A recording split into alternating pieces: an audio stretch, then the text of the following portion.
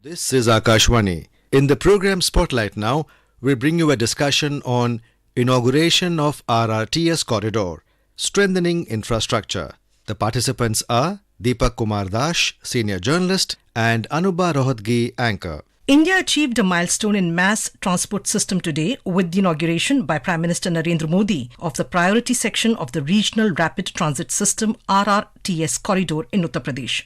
The PM also flagged off the first Rapidex or Namo Bharat train connecting Sahibabad to Duhai depot.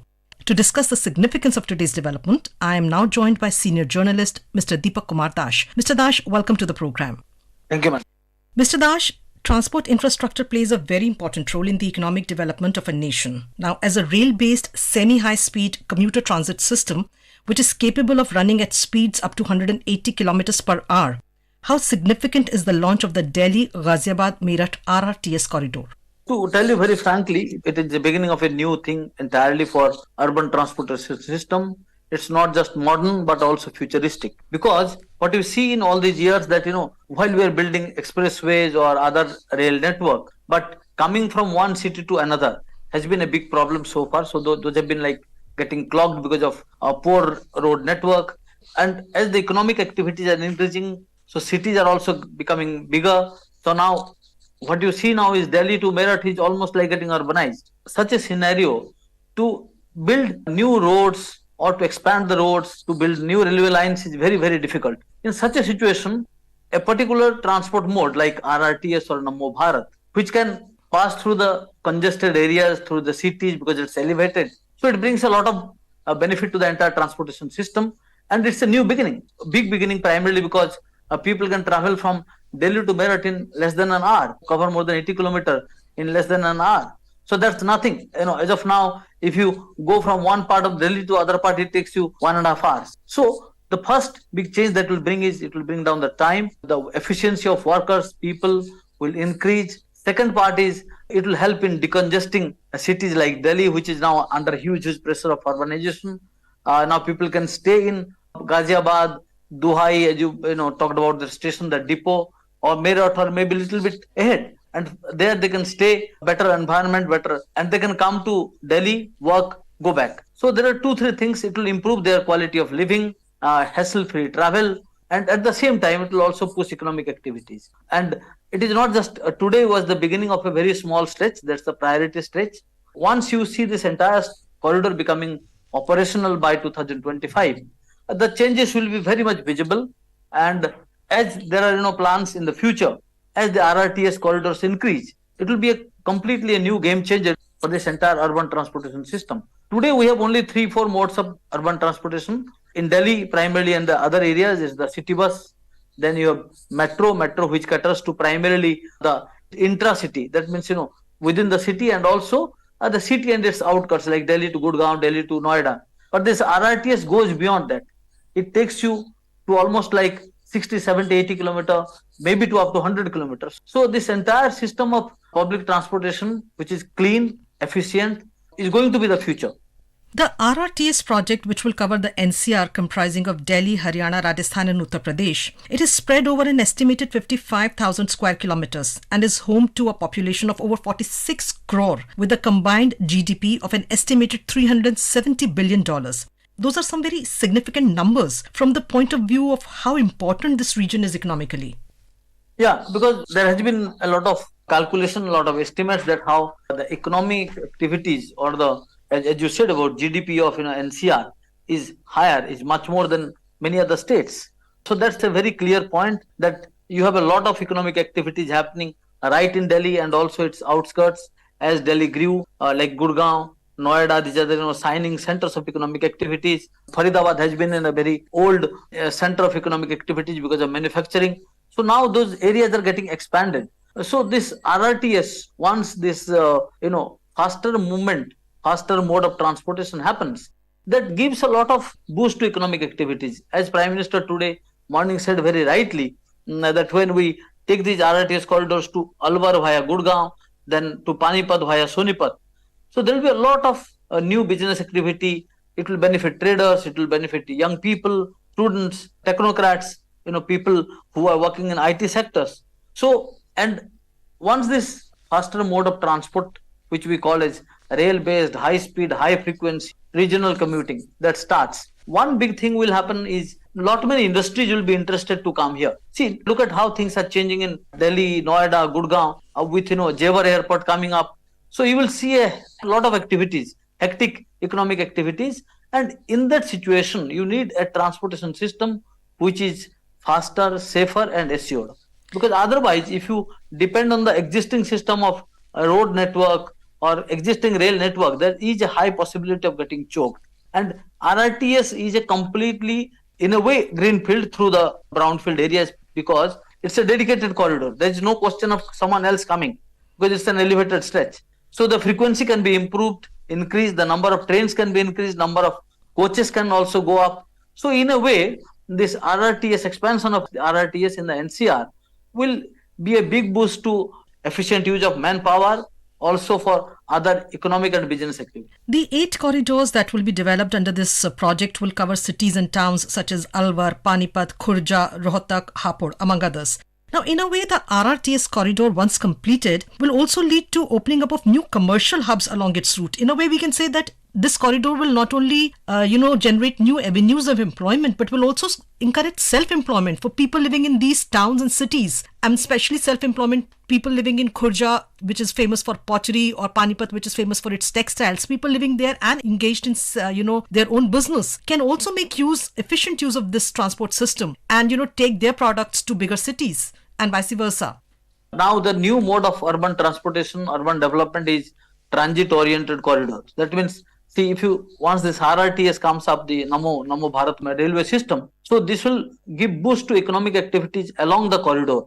So there is a high probability, that all these areas which are now being less used or lying unused, those will become the hub of activities. And as you rightly talked about places like Khurja, Panipat, which already have a very vibrant market or a vibrant trade or business of like pottery, or here you talked about the textiles.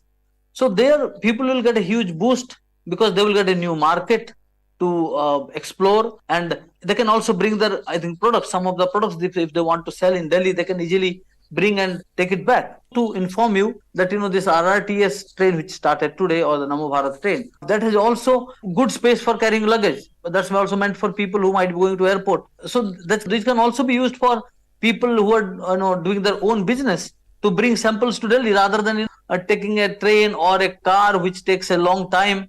And second part is, if they want to get people from Delhi or from other parts of the country to visit their own setups, it will be also easier because people can come, they can reach Panipat in 1 hour, less than 1 hour, and Khurja maybe in an hour or so.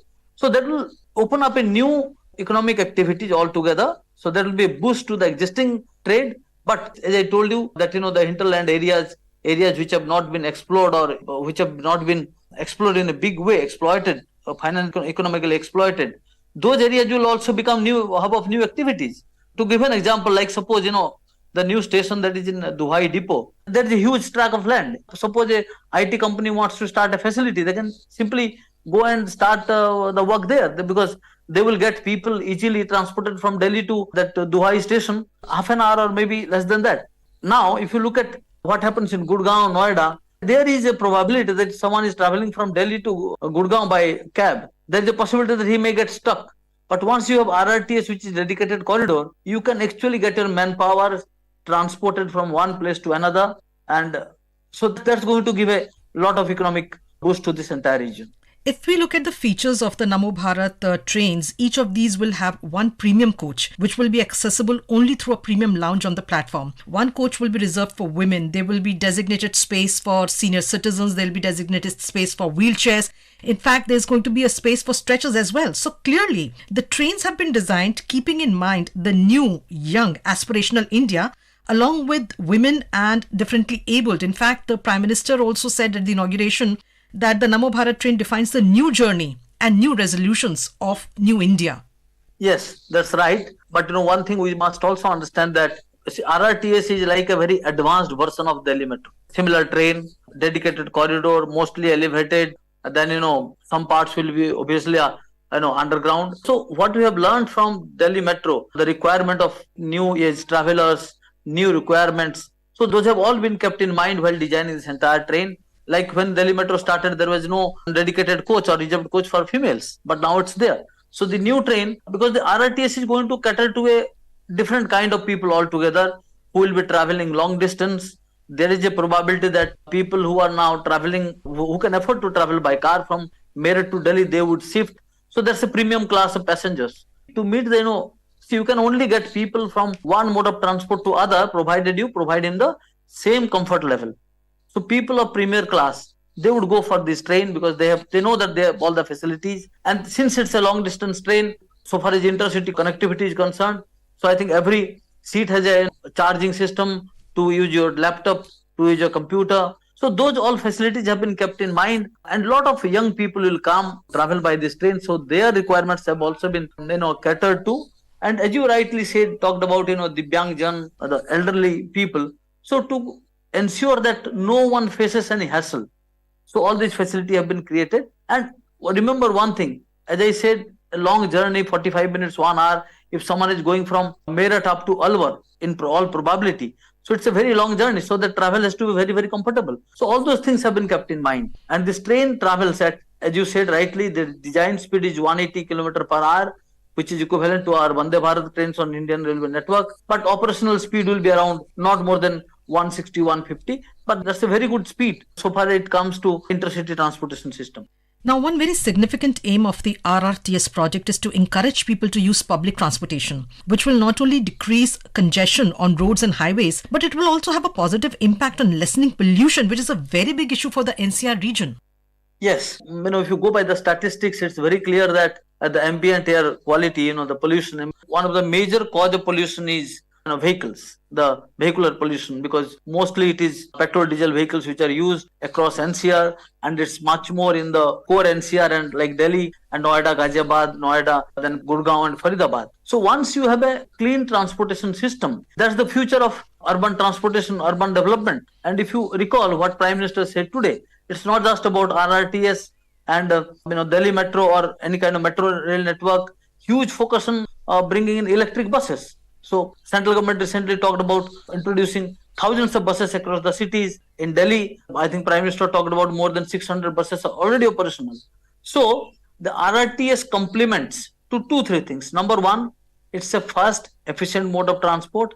Second, it's a green mode of transport. So carbon footprint will be very, very less. So it caters to almost all needs that an urban system needs, and particularly for traveling between more than 2 cities. So RRTS is going to be a game changer for not just for respect of public transportation system, but also to make our ambient air much more cleaner. And another important aspect of the Namo trains is that these are indigenously manufactured. So in a way, it also gives push to the government's initiative of Make in India.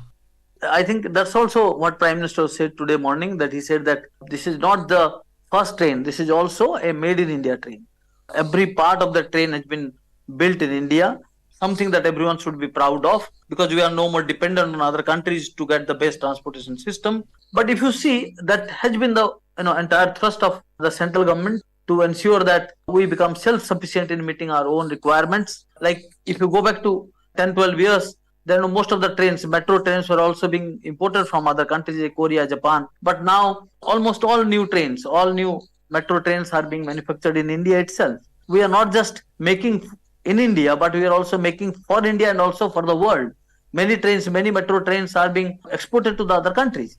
So the RRTS is also setting a new benchmark, this Namo Bharat train. So once this becomes successful, very commercially and technically very successful on our networks, there is a high probability that in coming years these RRTS will not be just manufactured in India, but also will be manufactured for the world, because the entire world is changing. The globalization, urbanization is becoming a big issue. As other countries are also becoming much more urbanized, such type of faster transportation system which are cleaner will become much more essential. There we have a huge opportunity to not just make for us, but also export them to the other countries. Thank you so much, Mr. Dash, for speaking to us. Thank you, Lord.